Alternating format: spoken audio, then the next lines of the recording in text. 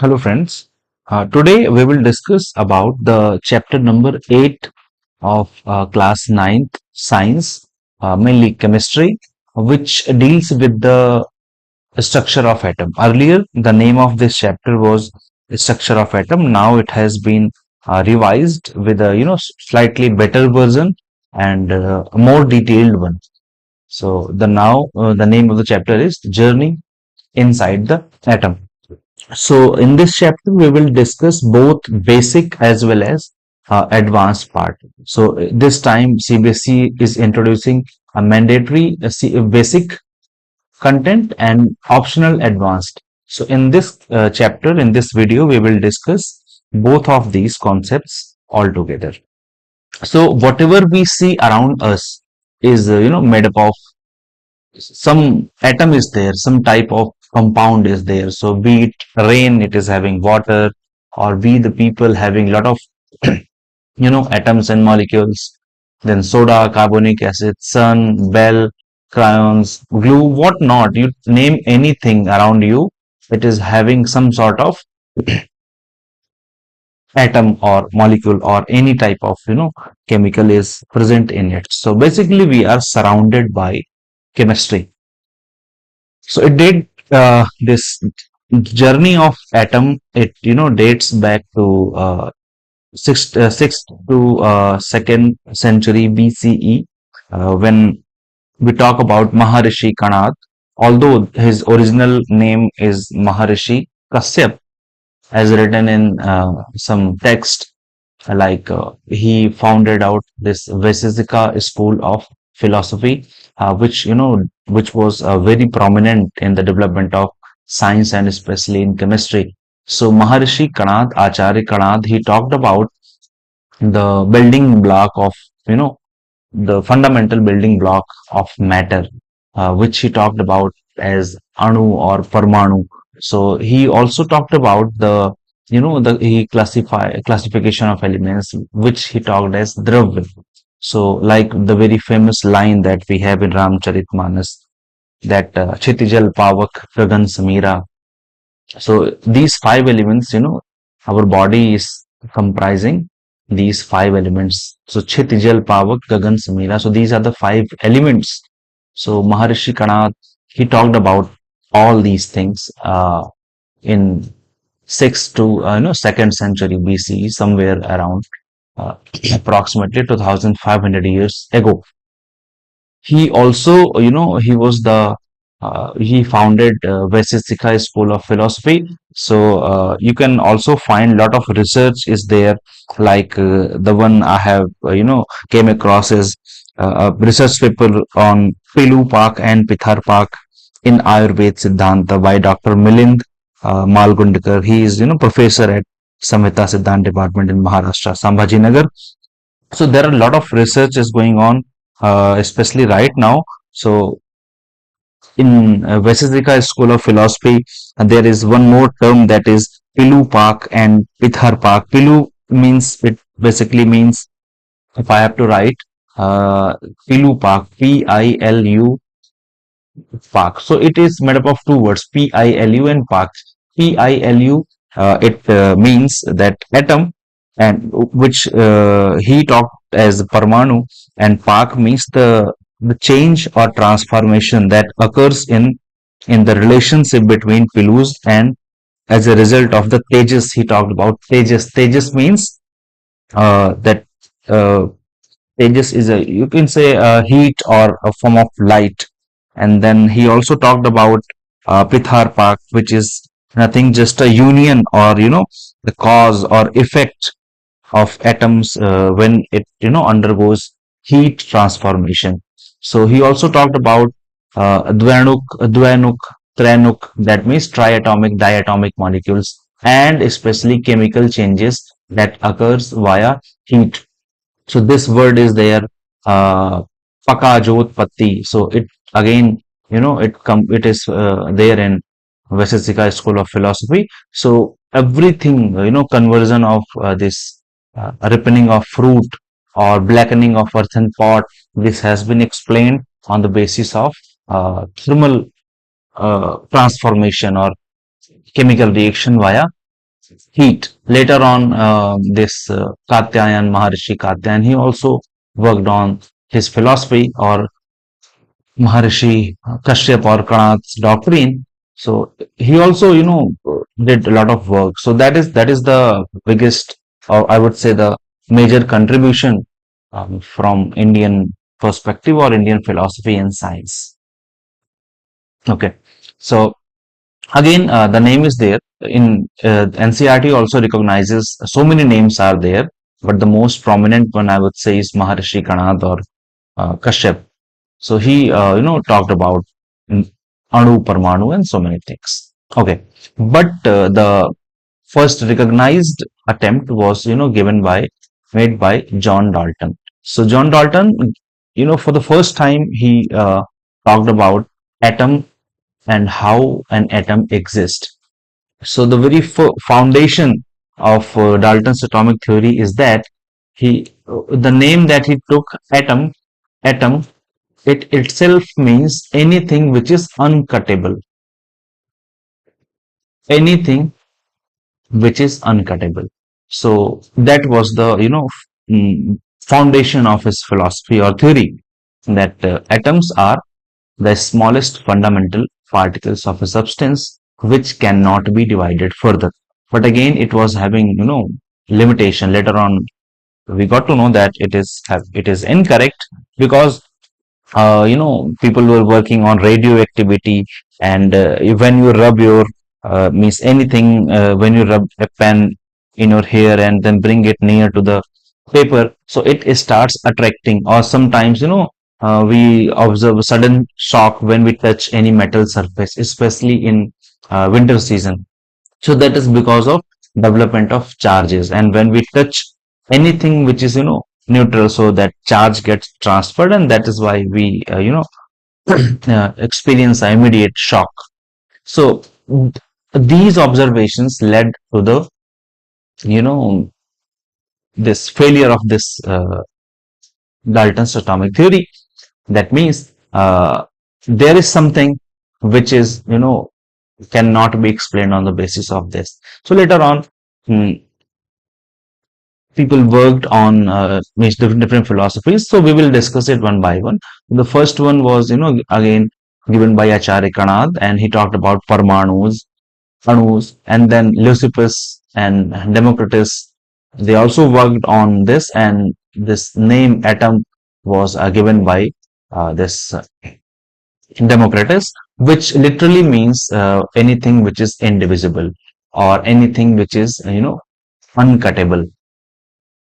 Maharishi Kanad in Vasisika Sutras, he talked about, Drav and five types of elements that we have.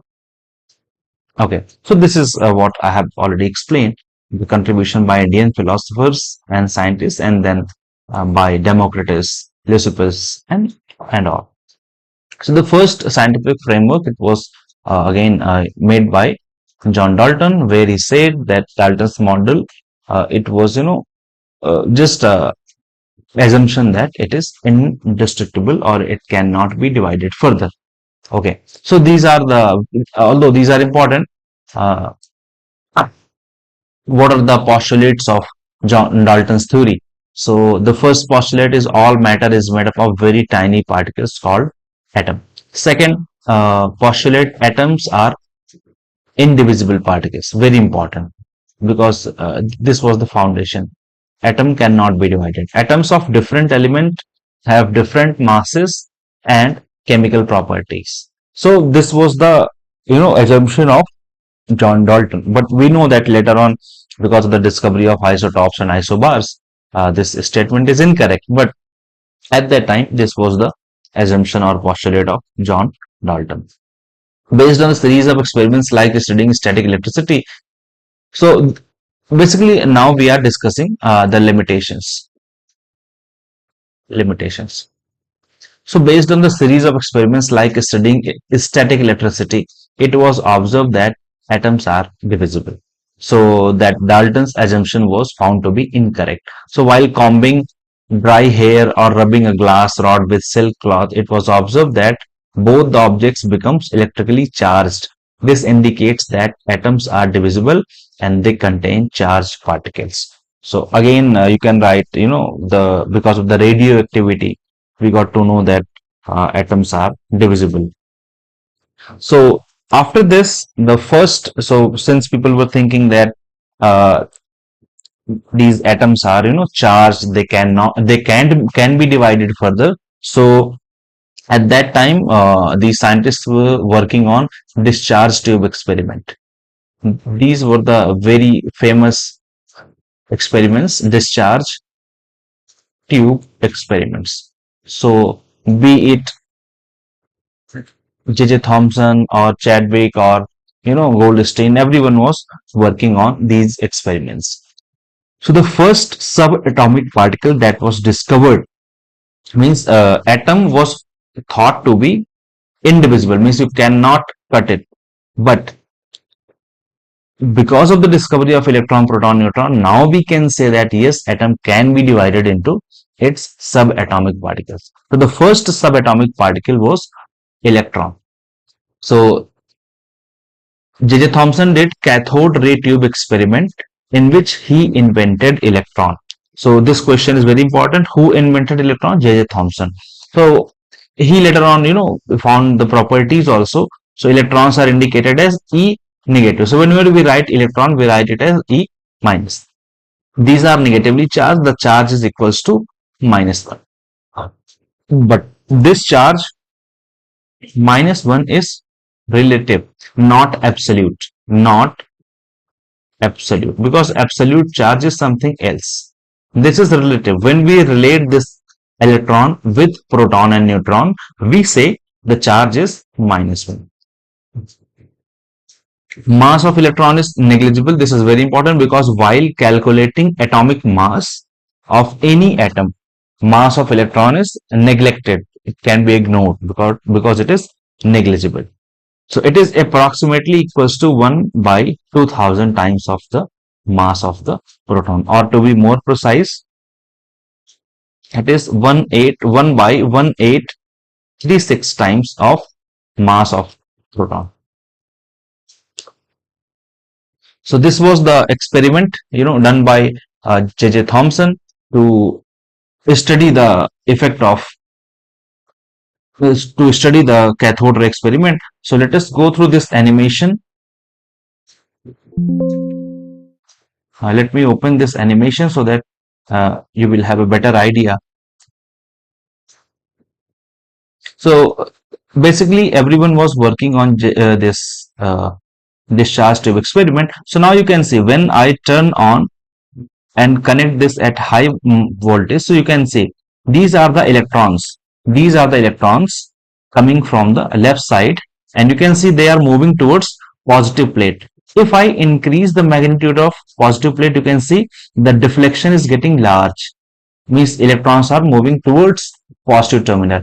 If I decrease or if I make it neutral, now you can see that electrons are moving in a straight line. There is no deflection because there is no field. Now if I reverse the magnetic field, positive terminal on the downside, so now you can see electrons are moving towards downward. If you see this beam, so this beam is moving towards positive terminal. If I make it neutral, so now beam is straight, and if I make the positive side on the upper side, so beam is getting deflected to the upper side. So based on this observation, what Thomson concluded that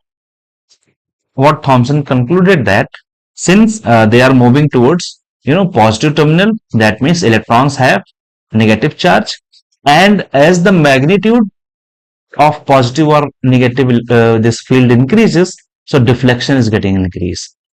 So that means electron is very light. The mass of electron is very light. That's all you need to know. The second subatomic particle was proton, and it was discovered by Goldstein. Although some say it was discovered by Rutherford, so I will say you can write both of them, but I would go with Goldstein. But you can write for time being, you can write up to grade 9 or 10th, you can say both of them, Rutherford and Goldstein. So in 1886, E. Goldstein discovered presence of positively charged particles in an atom. Okay, one important thing. source of electron, because on this basis only you can differentiate. Although this is in grade 11, but you should know source of electron is cathode.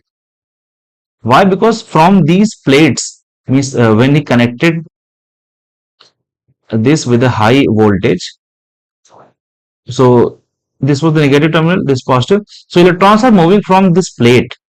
Electrons are coming out from this metal sheet. So what is the source of electron? Always remember it is cathode or metal sheet. Okay. Now coming to the proton part. Again, cathode ray tube experiment. So the same setup, same kind of observation. How this discovery of proton was different here, because a lot of people say in this source of electron is cathode, so source of proton must be anode, but it is not the case, because anode is also metal. Again it will give electron only. So source of proton is not cathode, neither cathode nor anode, but it is hydrogen gas.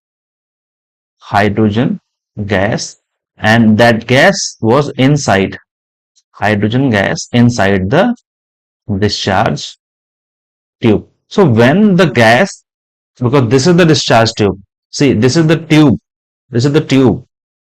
So when the gas inside this tube was hydrogen, at that moment only the protons were discovered. So when the gas inside the discharge tube was hydrogen, that was the discovery of protons. So this part is very important. Okay, so protons are indicated as P positive, and they are positively charged, of course, and their charge is +1. Again, this charge +1 is relative, not absolute. Mass of proton is almost 2000 times that of electron. So that is why we take this mass as 1 unit. So mass of electron can be ignored in front of mass of proton.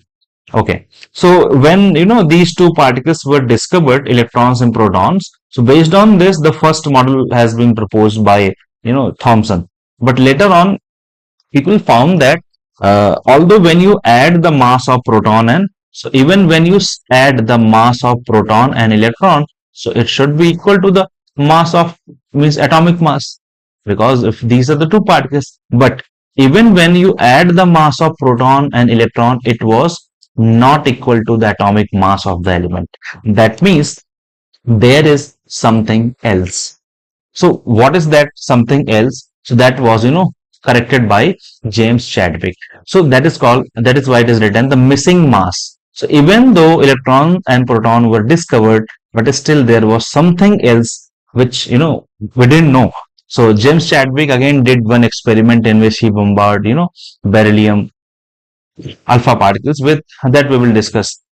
So Chadwick discovered the third subatomic particle, which is neutron. And neutron, I would say, is very very important, because radioactivity, everything is being governed by this existence of neutron. So after the discovery of proton and electron, this anomaly or this confusion was there, because the total mass of proton and electron was not equal to the actual mass. So you can say this imbalance. So neutron was found by James Chadwick, and then this problem was solved. So how Chadwick, again these discovery part, I should tell you here only, this discovery of electron, this cathode ray, these are the topics of advanced topic. So again this is advanced topic. Okay, so again this is advanced topic, how these subatomic particles were discovered. So Chadwick, James Chadwick, he bombarded a thin sheet of beryllium. He bombarded a thin sheet of beryllium with alpha particles, and what you can see, this is the very thin beryllium sheet, and these are the highly energetic alpha particles. So when these alpha particles strike on this beryllium sheet, so what you observe, a powerful highly penetrating radius emerged. So when these alpha particles collide on this, strike on this surface, so what he observed, that a very high energy carrying very powerful radiation is emerged, and when, Chadwick, when he kept it under a magnetic field, so even under positive and negative magnetic or electric field, there was no deflection. Like we have seen in the case of proton and electron, in neutron, there was no deflection. So they were moving in a straight line, very high energy, very powerful radiation. So that means since they are not getting deflected, there is no deflection. That means the charge on these particle is zero because they are having no charge, neither positive nor negative. And for this discovery, Chadwick was, awarded Nobel Prize in 1935 because he explained that mass gap, which was, there because of this inaccuracy in mass. When you sum electron proton, still there was something missing. So for this contribution, Chadwick got Nobel Prize. So now, what is neutron, or what is a neutron? So you can write. So okay, we will discuss it in next slides. So neutrons, James Chadwick in 1932, he discovered another subatomic particles known as neutron. It is represented as N. Even some books you will find it as written as N0 because we write proton as P plus and electron as E minus. So in N, but some people also write N0. Charge on neutron is zero, neutral. Mass of neutron is slightly greater than mass of proton, slightly greater than, but we roughly take it as equal to mass of proton, although it is very very slightly greater than mass of proton. So it was also taken as 1 unit. So like we take proton as 1 unit, so now we will take neutron also as 1 unit. But if someone asks which subatomic particle is heaviest, so neutron is the heaviest. Okay, so based on this, although neutron was discovered much later, but based on this electron and proton, so first model was proposed by J.J. Thomson. So this was the first atomic model that is called as watermelon model or plum pudding model. So just like in watermelon, we have seeds are embedded. They are kept somewhere. They are embedded inside the that watermelon. Similarly, based on that analogy, Thomson said, just like seeds of watermelon are embedded inside the, that positively charged that part of the watermelon. So that reddish part, he termed it as positive charge and seeds as negatively charged electron. Secondly, you can say plum pudding. So just like pudding, like we have kheer in Indian context, we have kheer. So in kheer is made up of what? Milk. So milk you can take it as charge, milk as positive charge, and that dry fruits. So we use a lot of dry fruits, that cashews, resins, so many things are there. So those dry fruits you can take it as electrons. So dry fruits are, spread uniformly over that milk. So milk you can take it as positive charge. So similarly, on this analogy, Thomson proposed his model. So these are the three subatomic particles along with their properties. So electron, who discovered? J.J. Thomson. Charge negative, mass contribution is negligible. And how these were detected? So cathode ray experiment. Proton, again both of these names are written, Goldstein, Rutherford. Charge is positive, mass contribution is very high, and what is the source? Again, you will this is important. Hydrogen gas is the source. Who discovered neutron? Chadwick. Charge neutral, mass contribution is high, so it is also 1 atomic mass unit. What is the origin of experiment? So beryllium alpha particle, alpha bombardment experiment. Okay, so this was the Thomson model that we have discussed. Just like Christmas pudding, in which dry fruits are just like electrons, or watermelon is spread all over. So this was the uh, first atomic model proposed by J.J. Thomson. Okay, but more than this atomic model, the drawbacks are important. Okay, so the atom consists of positively charged sphere. That means positive charge is present on the entire atom. Positive charge is uniformly distributed. So this was the assumption of J.J. Thomson, that positive charge is distributed and negatively charged electrons are embedded. That means just like seeds in watermelon. Now, drawbacks are very important. So first drawback, it could not explain the results of Rutherford's alpha ray scattering experiment.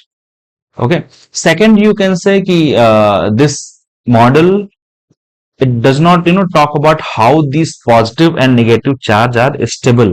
It means even if you take two opposite charges, so they will come together. They are going to join each other. So how these are uniformly distributed? So this model fails to explain that also. But most important drawback is Thomson could not explain the Rutherford's alpha ray scattering experiment. Okay, so this is the first question after doing Thomson. So could an orange or lemon, which also contain seeds inside soft pulp, just like lemon and orange, so it is having seeds inside the soft pulp, be a good comparison? So Thomson has taken watermelon. So what if I take orange or lemon? So would it be a good comparison? In what ways does it match Thomson's idea, and where does it fail? So you have to answer this question. Answer is already given. How it matches? So in that orange and lemon also we have embedded structure, so that match perfectly. Shape also matches because it is spherical, so it is also spherical. But where it fails, in lemon, seeds are present at the center, or in oranges, seeds are present at the center, whereas Thomson says that seeds, that means electrons, are distributed uniformly. So that is the difference between lemon, orange versus watermelon.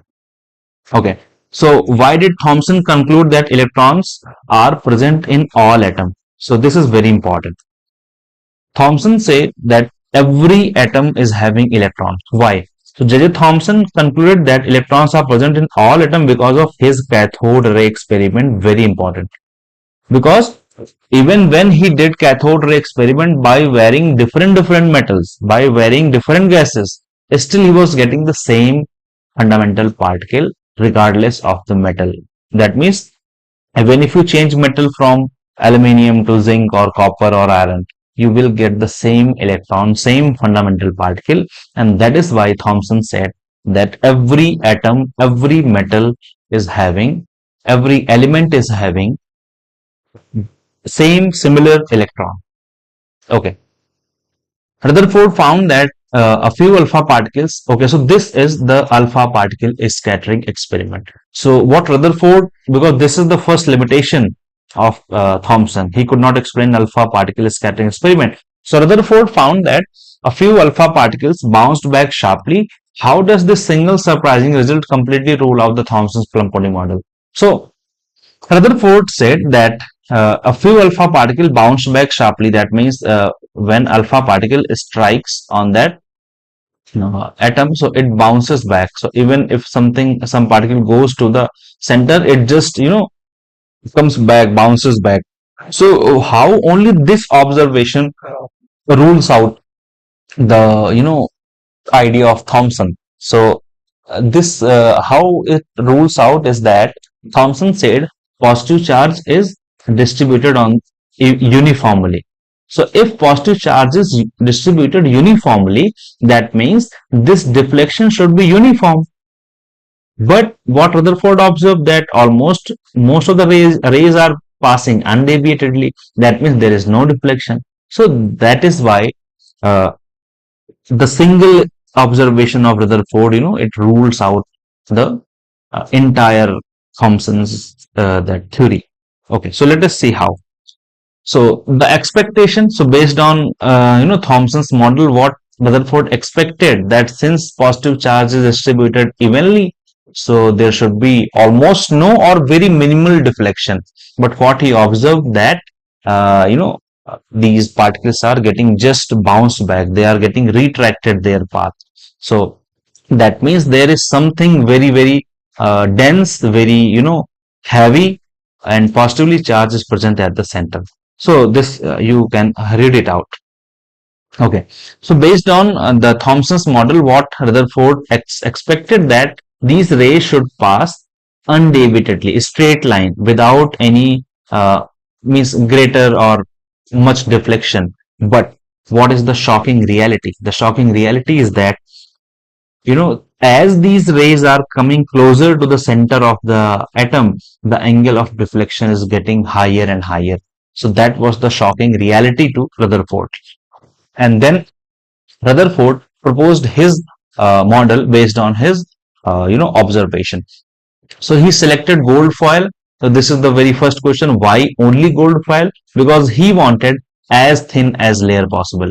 Because gold is highly malleable. So he can convert that sheet into very thin sheet. That is why he selected gold. So alpha particles are very important. Doubly charged helium ion. So since they have mass of 4 unit, so they have lot of energy. They have significant amount of energy. So what are alpha particles? You can write alpha particles. They have 4 unit of mass and 2 unit of that charge. So it is just like helium, because helium also has 2 unit of mass, 2 unit of atomic number and 4 unit of mass. That means 2 protons and 4 proton and neutrons, sum of the proton and neutron. Third, it was expected that alpha particle would be deflected by subatomic particle in the gold foil. Since the alpha particles were much heavier than the proton, he did not expect to see large deflection. So because alpha particles are very heavy in comparison to electrons, so what Rutherford was expecting, that there should be no such large deflection.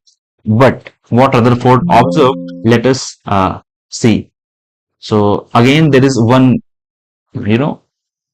simulation is there. So if I start this alpha source, you can see these are the particles, and if I retract their path, so you can see these are the particles, and when they are moving towards the center, the angle of deflection is getting increased. See, so this is the center of the atom, these yellow dots. So when these alpha particles are coming closer to the center of the atom, the angle of deflection is getting higher. So if I increase the number of protons, see, the deflection is getting even higher. Okay, if I increase the energy of alpha particle, you can see the deflection, it will be less in comparison, because now alpha particles are heavier. Similarly, you can see in this case, if I take a single atom, so as they are coming closer to the that coming closer to the atom, the angle of deflection is getting higher and higher, and the rays, alpha rays, which are moving away from this atom, they are having less deflection. Similarly, you can see in when there are so many atoms are there. So this was the Rutherford's alpha particle scattering experiment. Okay, now coming to the this main part. So this was the Rutherford's observation, that you can see when most of these rays are passing without any deviation, they are moving in a straight line, no deviation. You can see these are the alpha particles which have almost no deviation or very minimal deviation. But there were some rays in which the angle of deflection was more than 90 degree. See, this ray is directly striking to this metal and bouncing back. Look at this one. This ray is moving straight and coming back to its original path. That means 180 degree, deflection. So that means as these alpha rays are coming closer to the center of the atom, angle of deflection is getting higher.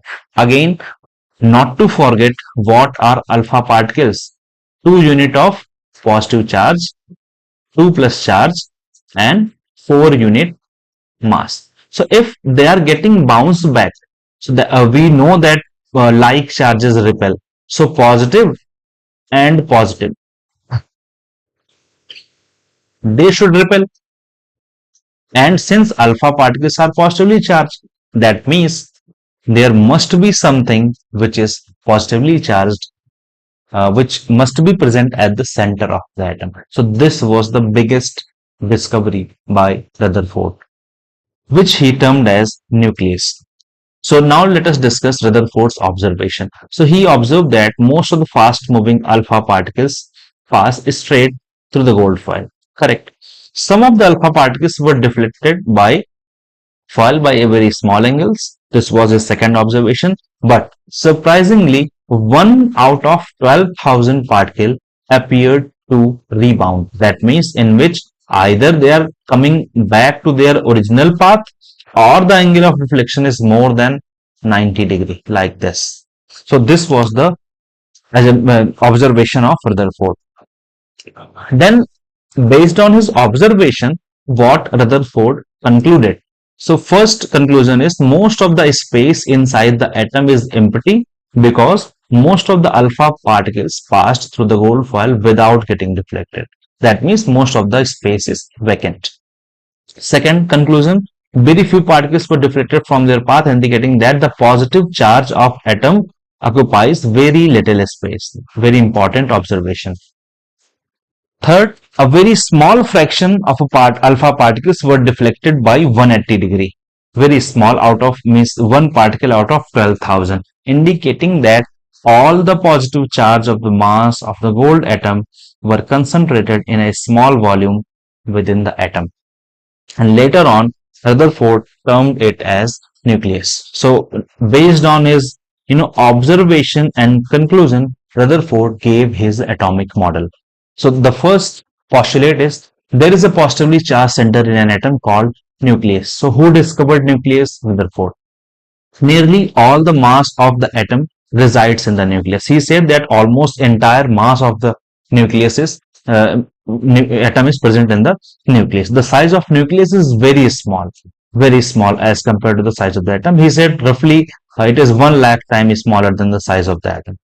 The electrons revolve around the nucleus in a circular path. So he said that center is having very dense, very strong, very dense core, and electrons are moving around it in circular path. So this was the Rutherford's atomic model. Fine. But there are certain drawbacks, certain limitations. So the first drawback is Rutherford could not explain the stability of the atom. So first assumption arises because of another scientist called Maxwell, not Glenn Maxwell. So he is a Maxwell, father of magnetism. So Maxwell said whenever any charged particle, it is moving, because Thomson said that electrons are moving in circular path around the nucleus. So Maxwell said since these electrons are moving, so Maxwell said when any charged particle is moving around another charged particle in circular motion, so ultimately this electron will lose energy. It will lose energy and ultimately lose energy. That means he said it will radiate energy.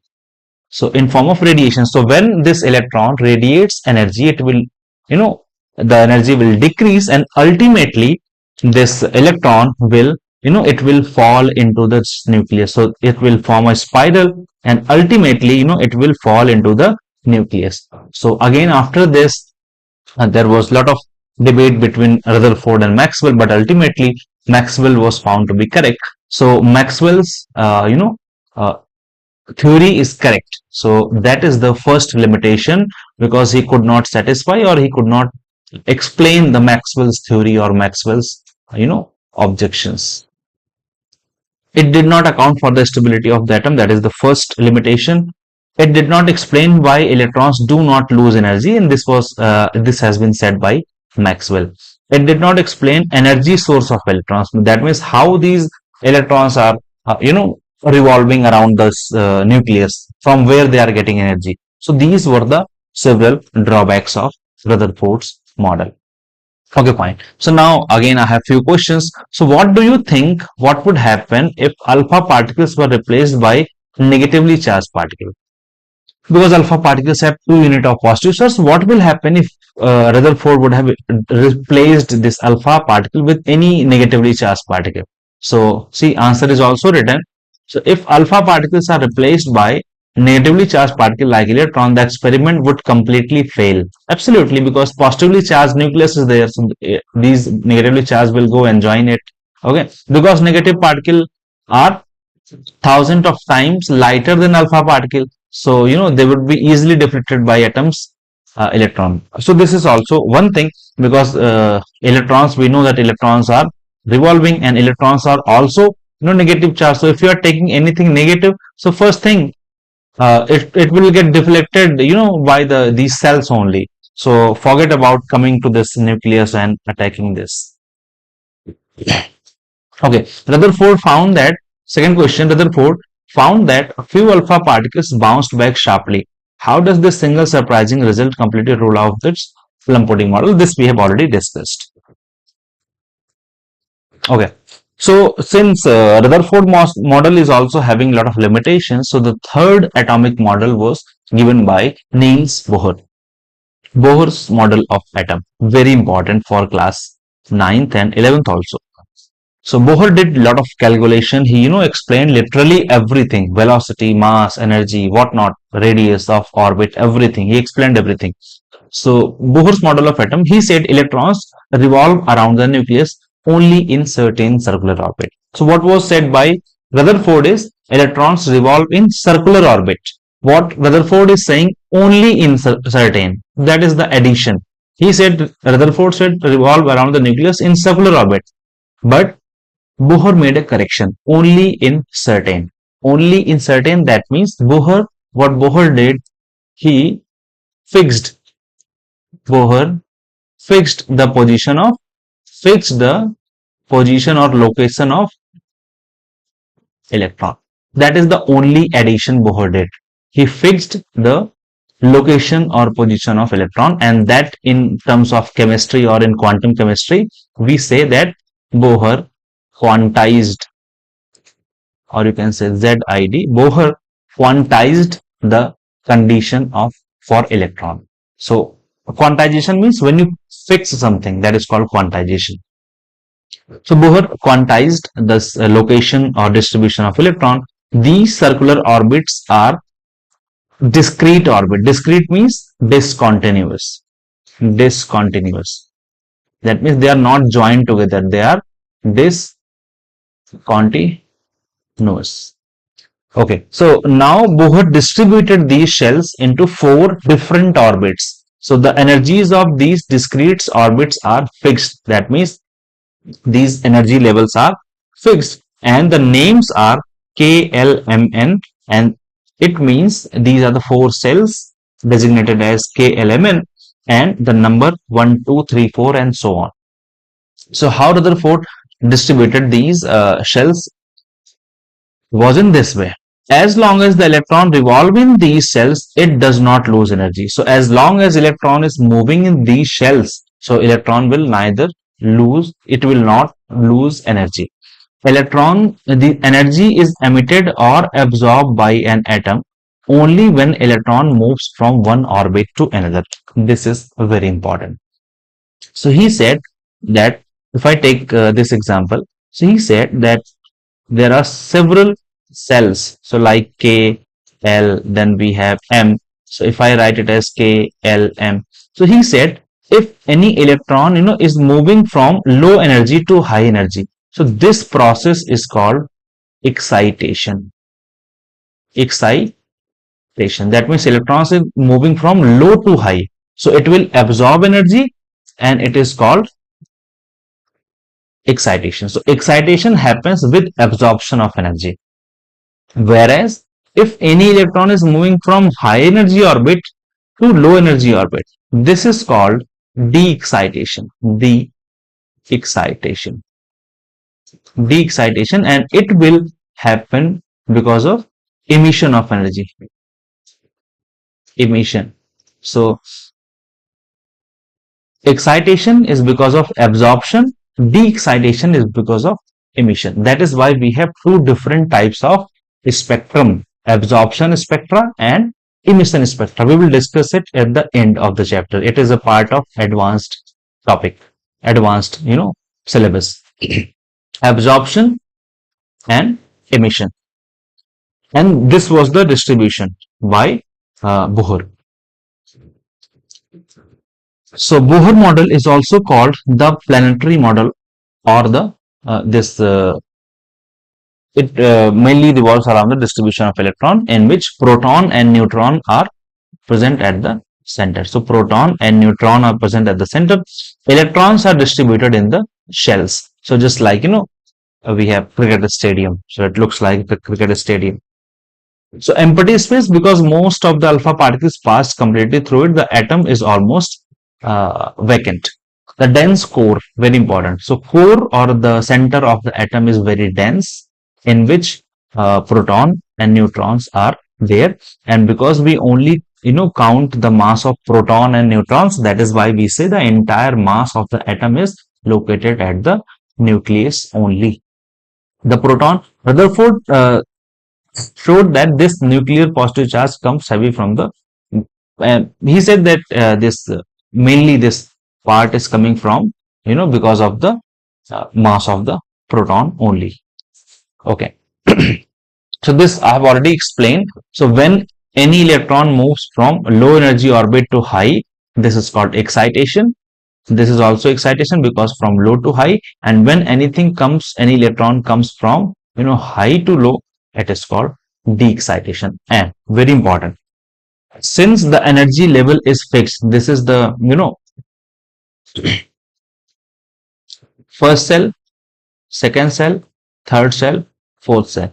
So since the energy level is fixed, that means this process of excitation and de-excitation, it will happen only at particular energy level. Not means it is not possible that this excitation and excitation will happen randomly or at any energy level. No, it is highly energy specific.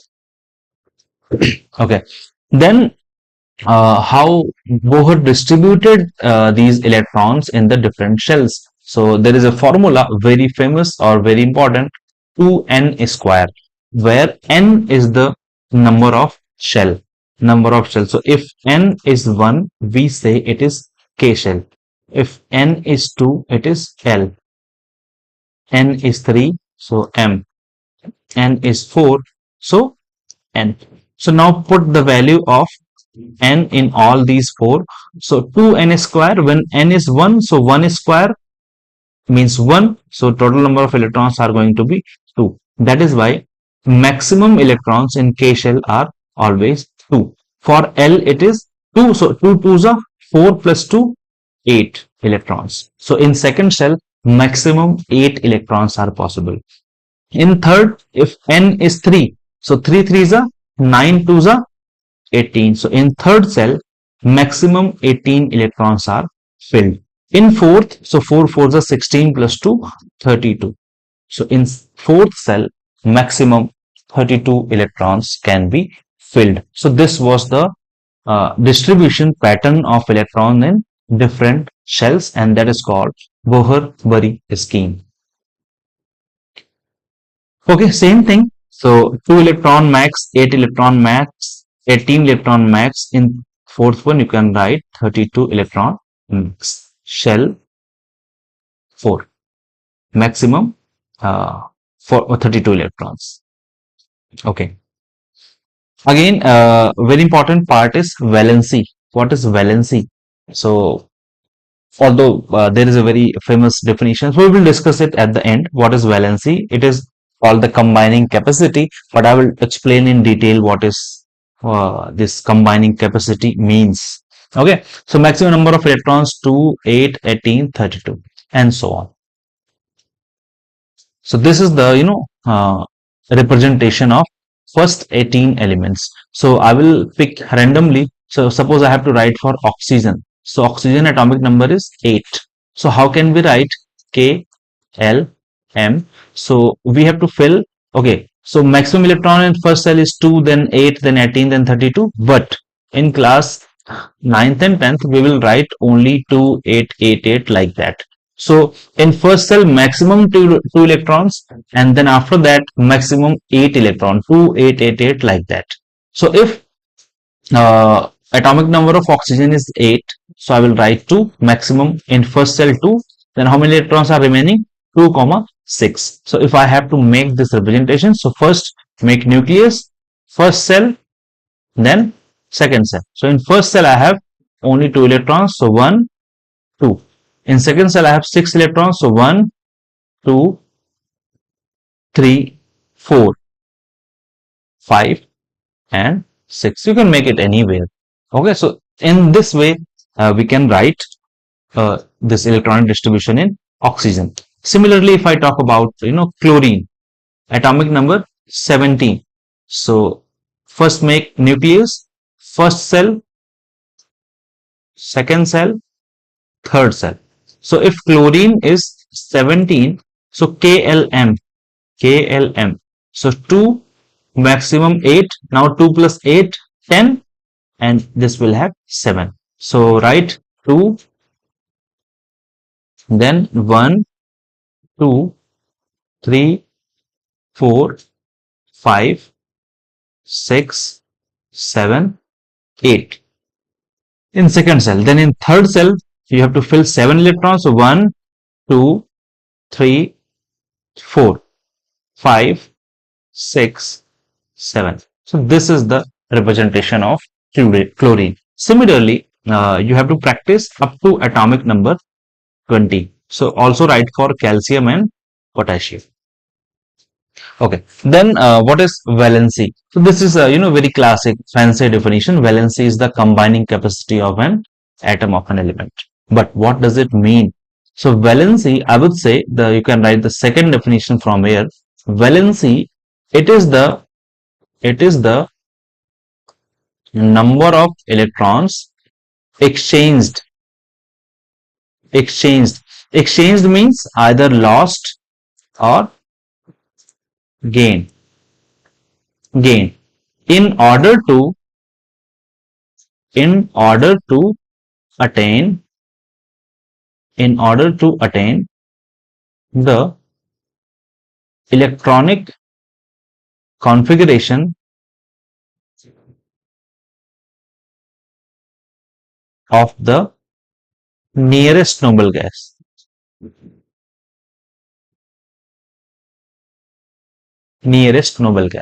This is detailed one.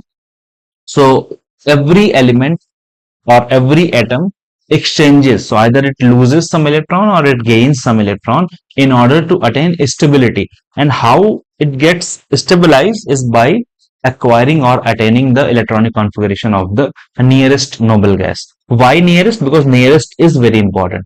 So if I write NaCl, formation of NaCl, sodium is atomic number 11, so 2, 8, 1. Chlorine is atomic number 17, 2, 8, 7. Okay, so why for this sodium is valency 1, chlorine valency also 1. Why it is 1? So if I take the valence electron, so valence electron here is 1. In this case, valence electron is 7, so valency should be 7. But we say when the valence electrons are more than 4, so we take the valency as 8 minus number of electrons. So in the case of chlorine, valence electrons are 7, so 8 minus 7 is going to be the valency, so that means 1 electron, so 1 valency. But the actual picture is, while attaining stability, so these atoms acquire the configuration of the nearest noble gas. So how sodium can acquire the configuration of nearest noble gas? Nearest noble gas to sodium is neon, atomic number 10. So sodium can acquire the configuration of neon when it loses this electron. So it will become 2, 8, that means 10 electrons. So it will have the configuration of neon. Similarly, how can chlorine acquire the nearest noble gas configuration?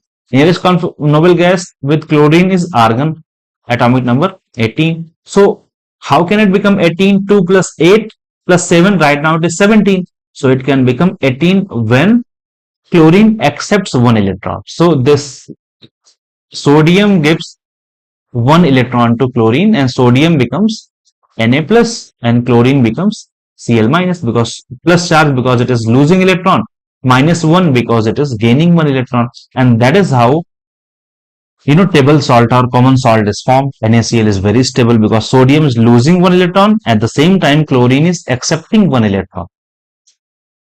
Okay, so in this way chlorine is acquiring the configuration of nearest noble gas argon and sodium acquiring the nearest noble gas configuration of neon. This is the actual meaning of valency. The number of electrons exchanged in order to acquire the configuration of nearest noble gas is called valency. So how many electrons sodium exchange? 1. Valency 1. How many electron chlorine exchange? 1. So valency 1. Otherwise, I will tell you also the traditional method in which you can find the valency. So valence shell means the outermost shell. So suppose if I write for again chlorine, so 17, so it would be 2, 8, 7. So valence means outermost cell is called valence cell. So 7 is going to be valence cell. So if you have to write K, L, M. So M is the valence cell. Your third cell is the valence cell. Valence electrons. So total number of electrons present in valence cell is called valence electrons. The total number of electrons present in outermost cell is called valence electrons. Okay. Now number of electrons gained, lost or shared to possess an octet gives the valency. That's what I said. Number of electrons exchanged. So completely filled outermost cell is called octet. So if outermost cell is having 8 electron, it is called octet. Only helium has duplet. So because helium cannot have more than 2 electrons. So helium has duplet. Duplet means 2 electrons. Octet and duplet, these are highly stable. So be it helium or neon or argon, because they have helium is having 2, neon is having 2, 8, argon is having 2, 8, 8. So these 2, 8, 8, if electrons in outermost shell are 2 or 8, so this becomes a very stable electronic configuration. And every atom, every element is trying to get this configuration. That is why all these chemical reactions are happening. Okay. Helium is only inert gas with 2 electron in outermost cell. These are the pointers or facts that you should know. Now, how to find valency? This is a very traditional method. If number of electrons are either less than 4 or equal to 4. So valence, total number of electron in valence cell become the valency. Like if I write for sodium, 2, 8, 1. So valency is, outermost electrons are less than 4. So valency becomes 1. Calcium, 20. So 2, 8, 8, 2. So again valency becomes 2. Aluminium, 13. 2, 8, 3. Valency 3. Carbon, atomic number 6. So 2, 4. So up to 4, whatever is the number is called its valency. But if number of electrons in valence cell increases beyond 4, so we calculate valency by 8 minus number of electrons. So like I have taken for sulfur, 16. So 2, 8, 6. Now this number 6 is more than 4. So 8 minus 6, that is 2 is the valency of sulfur. Similarly chlorine, 17. So 2, 8 and then 7. So 8 minus 7 is what? 1. So 1 is the valency of chlorine. Similarly, if I write for carbon, argon, 18. So 2, 8, 8. So 8 minus 8, valency 0. So that is why they are monovalent. They do not react. Okay. So whenever you are writing, so you can write it as elements identity card. So every element has to be written in this way only. That means whenever you write symbol, so write symbol, its atomic mass, left side, left bottom side, and atomic mass, left side on the upper side. So this is the way in which we represent any element. Now, these are some pictorial symbols which John Dalton used during 1803. So he represented hydrogen with this symbol, carbon with this, oxygen like this, phosphorus like this, a Mercedes Benz. Then we have sulfur, iron, copper, lead, mercury.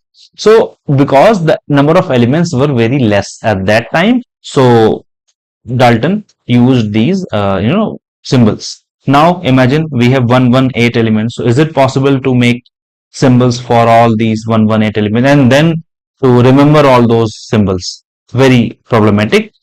That is why in 1813 Berzelius he suggested that instead of using pictorial symbols we should have name with their alphabetic chemical symbols. So nowadays we have there is a body which governs everything in chemistry, that is called IUPAC.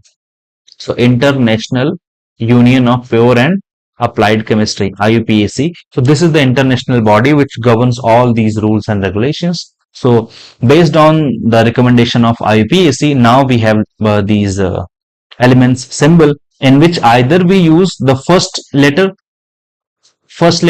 like hydrogen, but first letter should always be uppercase capital letter. So either we have first letter like we have potassium, then we have you can take any oxygen, sulfur. So first letter we use first letter. In some cases we use two letter, but the second letter must be small, lowercase, helium.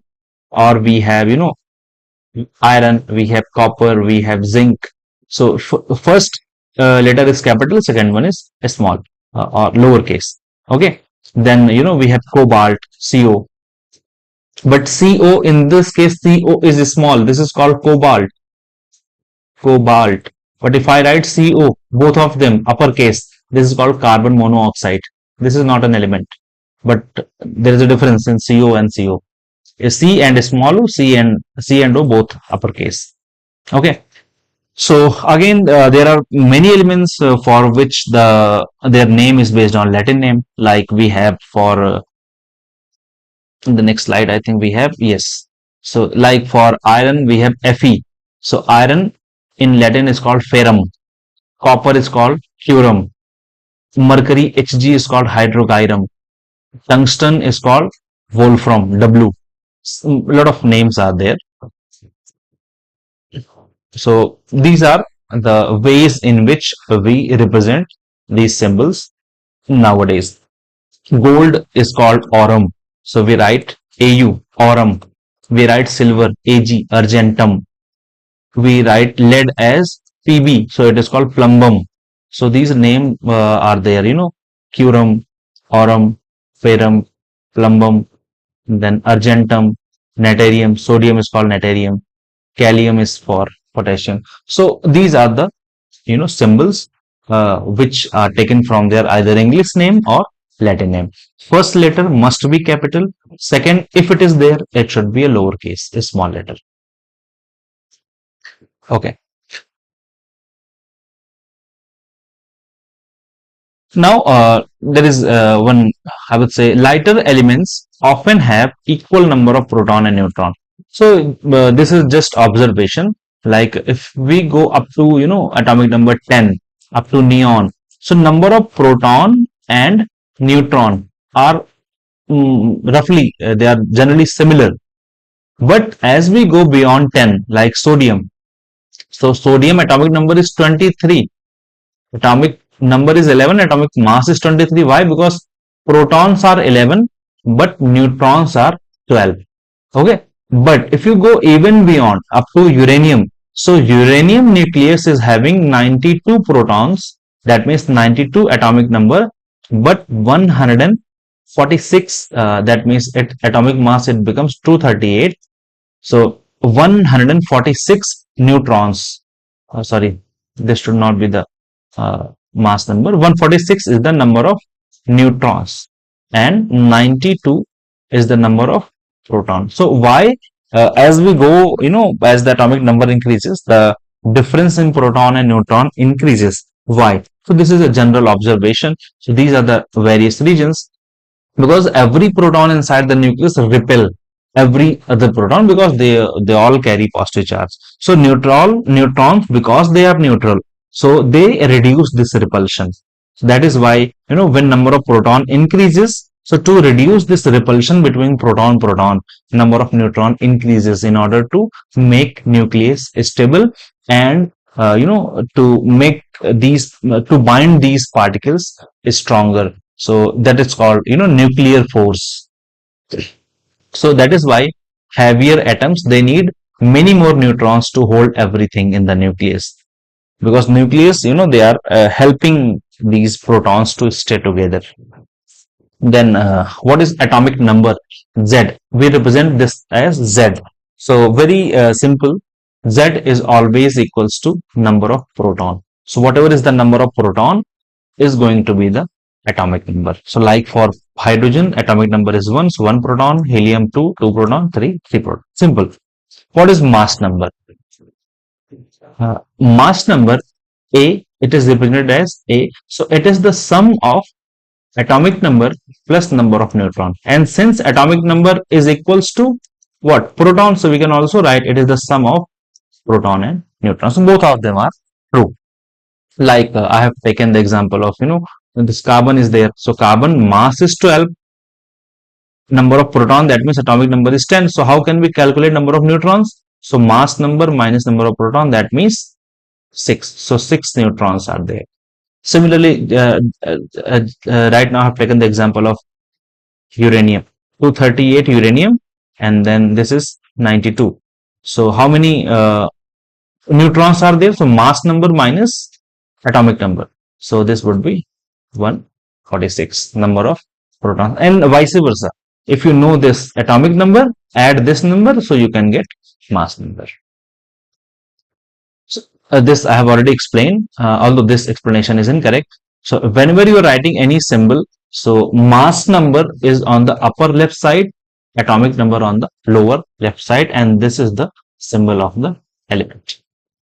Few questions.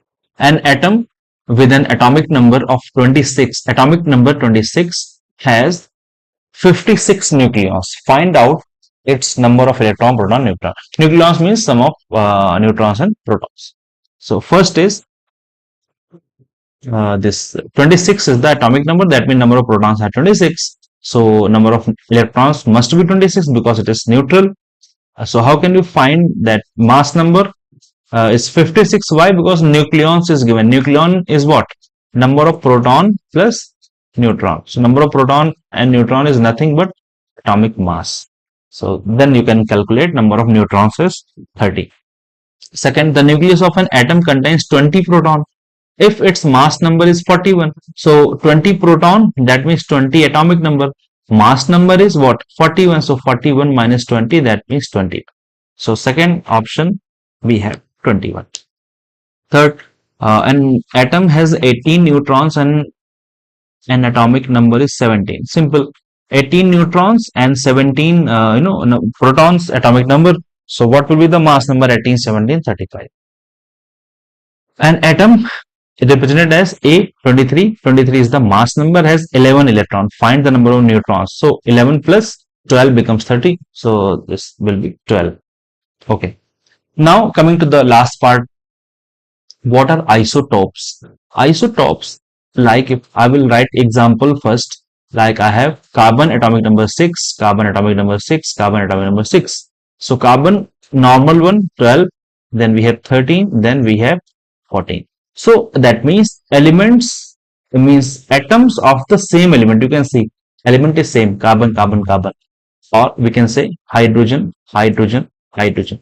So atoms of the same element having same atomic number 1, 1, 1, but different mass number 3, 2, 1. So atoms of the same element having same atomic number but different mass number are called isotopes. That's it. So like we have in hydrogen, protium, deuterium and tritium. These are the three isotopes of hydrogen. In carbon we have C12, C14. C14 is very important because it is used for carbon dating and not the dating that you know. Dating means to determine the age of any sample. So when you have to determine age of any sample, mainly in archaeological surveys, so this C14 is used. Chlorine has two isotopes, C35, C37. One question is going to be there from average atomic mass, ARM. ARM season is also, I know, right now in June month. Isotopes of oxygen.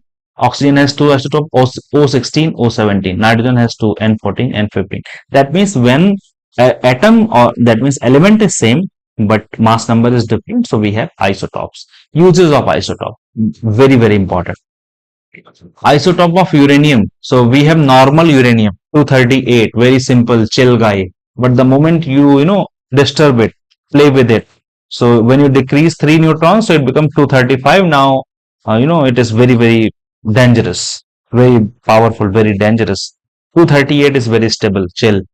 So 235, it is an isotope of uranium used in, fuel in a nuclear reactor to generate electricity, and also, of course, to make, nuclear weapons. Second isotope is 2760 of cobalt, is a radioactive isotope of cobalt. It is used in radiation treatment of cancer.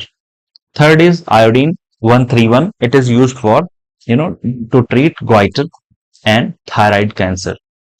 C14, I just explained, it is used in archaeological surveys to determine the age of any ancient fossil or anything which is very old. Okay. Then isobars. Isobars are, they are the, atoms of different element having same atomic, where is that? Same, they have same mass number, but different atomic number. And since they have different atomic number, that means these are different elements. Simple. So when calcium and argon, they have same mass. So calcium and argon, they both have 40-40 mass, but they have different, atomic number, because calcium atomic mass is 20, argon is 18. So this is a case of isobar, when mass number is same, but atomic number is different. So this is just the summary of isotope and isobars. Now, we have discussed from Dalton, from Dalton we have Thomson, plum pudding, from plum pudding we have alpha particle scattering experiment. Then we discussed Bohr's model. But in higher classes, you will get to know that even Bohr's model is incomplete. Then we have quantum mechanical model, which talks about, wave nature of the electron. So again, it is a part of advanced chemistry. I will be, explaining in a very brief way.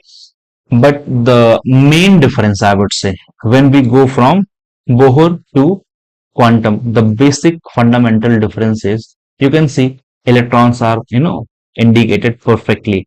So up to Bohr model, even Thomson said that electrons are embedded.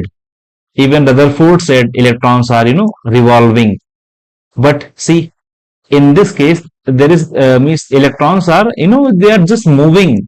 The location is not fixed. That is the main difference.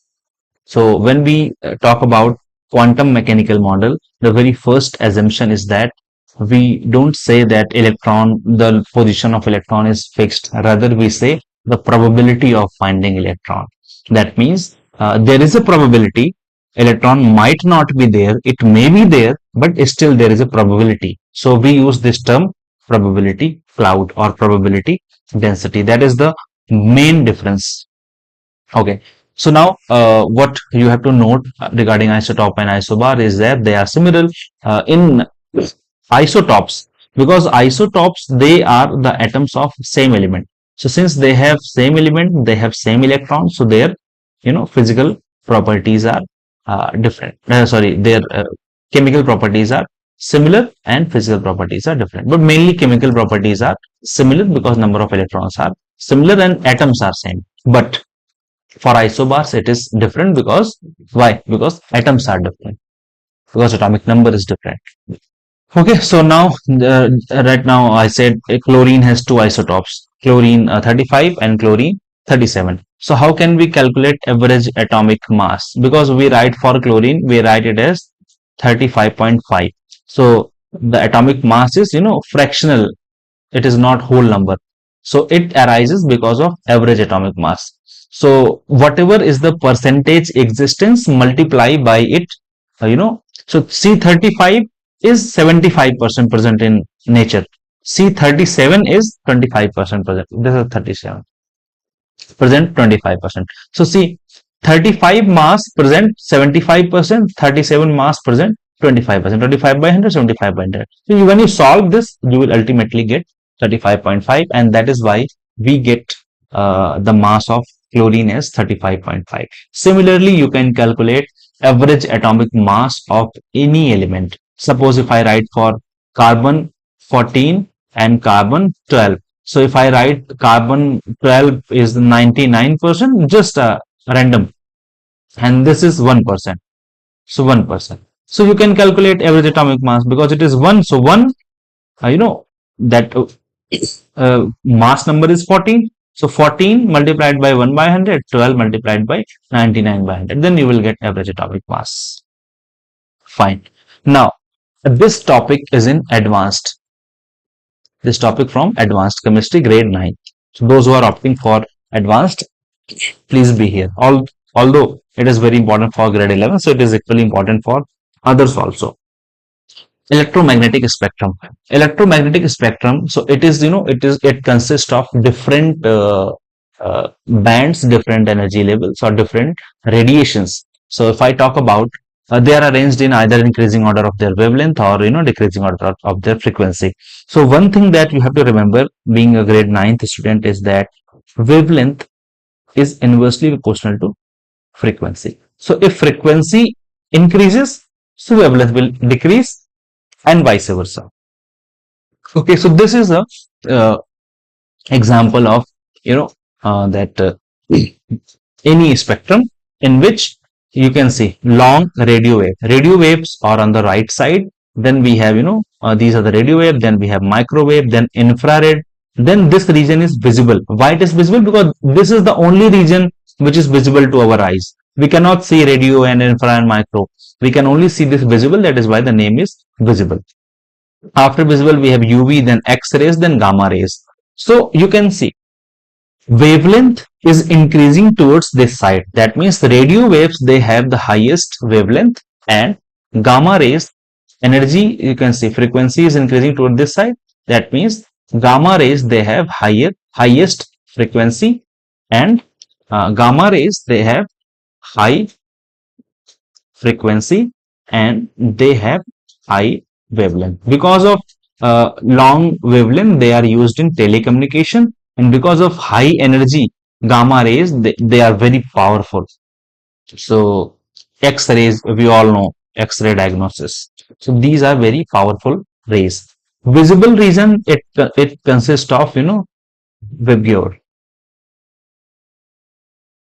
So that is why we call it as visible, because it is visible to our eyes. Now, we all have, read this thing that when a white light passes through a glass prism, it, splits into 7 segments. So dispersion of light. So, but the thing is, this pattern is continuous. You can see all these lines are visible. Violet, indigo, blue, green, yellow, orange, red. Everything is visible. And since it is continuous, so that is why we say this spectrum is called continuous spectrum. But these street lights, which are made up of sodium lamps, so when this light, when it passes through any prism, when this light passes through prism, we don't get 7 band of color. No, it is never the case. We get only 1 or 2 rays out of it, and because only 1 or 2 are being observed, rest are being absorbed, or rest are not being reflected. So that is why we get a discontinuous spectrum. This is continuous, and because we don't get all the 7 lines, but we only get either 1 or 2 lines, that is why it is called discontinuous spectrum. Discontinuous. And for this discontinuous only, because it is discontinuous, we get only 1 line or 2 lines. So that is why it is also called line spectrum. So both of these names are same. Either you can say discontinuous spectrum or line spectrum. It is observed when sodium or mercury lights, when sodium or mercury vapor pass through a prism, they do not produce rainbow, rather they emit distinct 1 or 2 yellow colored lines. Rest everything is dark, plain dark white. Okay, that means we have 2 types of absorption, continuous and discontinuous, which is line. So what is the implication is elements do not emit continuous energy, rather they broadcast a specific unique barcode of light. Okay, so now based on this, we have two types of spectrum. I told you excitation, de-excitation. So now remember, excitation is what? When any electron goes from low energy from N1 to N2, when electron goes from low to high, so it proceeds by absorption of energy. That is why it is called absorption spectrum. Similarly, emission spectrum. So when any electron or any particle comes from higher energy orbital, higher energy shell to lower energy, it proceeds by emission of light or emission of energy. So this type of spectra is called emission spectra. Okay, so these are the definitions, which is although not required for you, but you can go through if you want to. The most important part is Rydberg formula. So the Rydberg, he was a Swedish, spectroscopist who deals with the interaction of light with chemical substances. So he said that whatever he noted that these lines which were being observed in hydrogen spectrum, they can be explained using this formula. So this was the formula. Later on, it was simplified also. Means this number 109677 is called Rydberg constant. So this will remain as such, no difference. Okay. So the first five lines, this is important. First five series of lines correspond to which comes from N1, N2, N3, N4, N5 are called Lyman for first, Balmer for second, Paschen for third, Brackett for fourth, and Pfund for fifth. Okay. So these were the five series. Now you can see these are the cell. First cell, second cell, third cell, fourth cell, fifth cell, sixth cell, whatever is the number of cell. And n infinite, this position means now electron is not bounded. Not bounded. That means now this electron is free. This can go anywhere. N infinite means it is having no interaction with the nucleus. That is why for this we write 0 electron volt energy. That means now this electron is free. Okay, fine. So if that electron is coming to the first cell, if it is coming to the first cell, irrespective of the cell it is coming from, either it is coming from second, or it is coming from third, fourth, fifth, sixth, seventh, or even from infinite. If it is coming to the first cell, that series is called Lyman series. Similarly, if electron is coming from any cell, but it is coming to the second cell, it is called Balmer series. If it is coming to the third cell, it is called Paschen series. If it is coming to the fourth, Brackett, fifth, Pfund. Now, the important part is, in this case, what is the value? Means all these rays are coming to the first. So N1 will be 1. N2, it depends. If it is coming from 2, so N2 will be 2. If it is coming from 3, N2 will be 3. If it is coming from 4, N2 will be 4, like this. But what is important is, for Lyman series, N1 is 1. Similarly, for Balmer series, N1 is always 2. Now, N2 may be 3, maybe 4, maybe 5, maybe 6, maybe 7, or even maybe infinite. Similarly, for Paschen series, N1 is always 3 because it is coming to the third cell. Now, it might be coming from 4th, it might be coming from 5th, it might be coming from 6th, 7th, and infinite. For Brackett, N1 is always 4. So it is 4, even if it is N2 might be 5, 6, 7, or even infinite. Similarly, for Pfund, it is N5, N1 is 5, N2 might be 6, 7, 8, or even infinite. So these are the electronic transitions in hydrogen atomic spectrum, and these are the 5 series that we get. Lyman for first, Balmer second, third, fourth, Balmer, Paschen, Brackett for fourth, and Pfund for fifth. So this equation, this number 109677, later you can write it as, RE. This is called Rydberg constant. So this value is fixed. So it is given in the question paper. Although you don't need to solve numericals, but delta is what? Change in energy. So N1, N final means where it is coming from. Ni means initial, where it is coming to, like this one, you can say. N1 is the line where it is coming to, and similarly, NF is the final position. Suppose for Lyman, so it would be 1. For Balmer, it is 2. For Paschen, it is 3.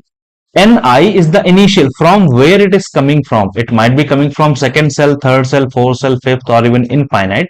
So Ni will change accordingly. So using this, we can calculate the value of delta E.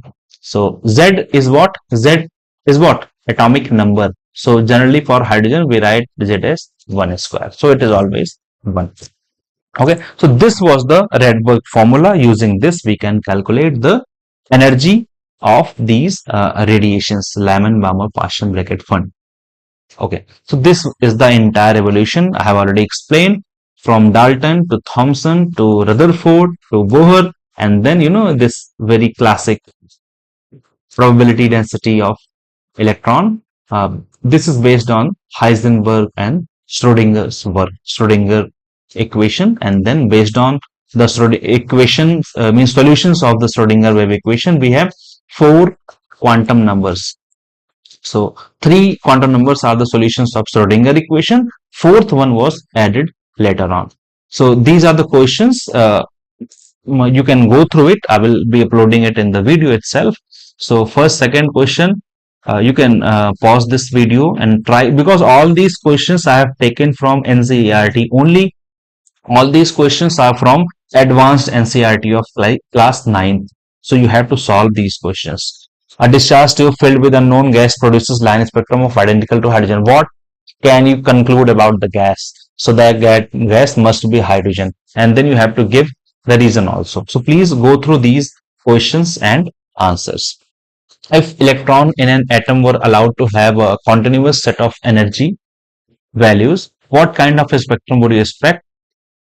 Why is this not observed? Because what we expect is a continuous range, but what we get is quantized or fixed energy level. We get line spectrum. Bohr model solved all the problem of atomic structures. Comment whether it is true or not. So you can say yes, Bohr model solved. So he explained absolutely everything about stability of atom, line spectrum, everything. But he could not explain. This model only it was valid for hydrogen or hydrogen-like atom. Hydrogen-like means it is valid only for those. Bohr model is only valid for those atoms which have only one electron. So either hydrogen or hydrogen-like. Hydrogen-like means second atom is helium. So if I talk about He plus, so He plus means it is losing one electron, so it is having only one electron. Similarly, Li2 plus. So it is also valid for Li2 plus. Why? Because Li atomic number lithium is 3.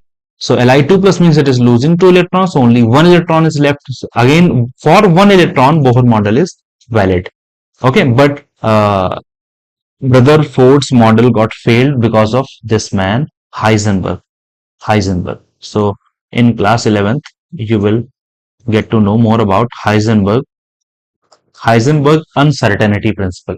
So because of Heisenberg, Bohr's model got failed. How does the concept of fixed energy level explain the stability of atom?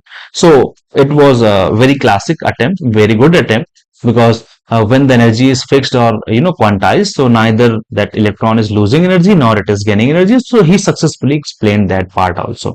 Why do elements produce different type of line spectrum? Give a conceptual explanation. So very simple. Why do element produce different line spectrum? Because this distribution of electron is unique. It is different for every element. Electron interactions are different. Nuclear charge is different. Number of proton, number of electrons are different. So that is why they give different spectral lines, and it is also called fingerprint. So every element is having distinct fingerprint. Explain why Bohr model works well for hydrogen but not for multi-electron system. So this question is very important. So go through it. Write 2 limitations of the Bohr model. You can easily write it. Define line spectrum, continuous spectrum. I've already explained it. So like dispersion of light, when we get all the 7 colors, Fibure, it is called continuous spectrum. And when we take sodium lamp or any mercury lamp, so when we get distinct one line or one or two lines, the rest everything is dark, so that is called uh, line spectrum or discontinuous spectrum. Write two main postulates of Bohr model. You can write quantized stationary orbit, that means fixed energy orbits in which energy is fixed, quantization of energy rule, and also you can write 2n square formula. Number of electrons are quantized 2, 8, 18, 32. What is meant by fine structure in hydrogen spectrums? Fine structure hydrogen spectrum, it means splitting when splitting of single spectral line into two or more is fine lines. What is the significance of Rydberg equation? I have already explained. Rydberg, this equation is very significant because using this we can calculate the wavelength or energy changes in spectral lines like Balmer, Paschen, Fund.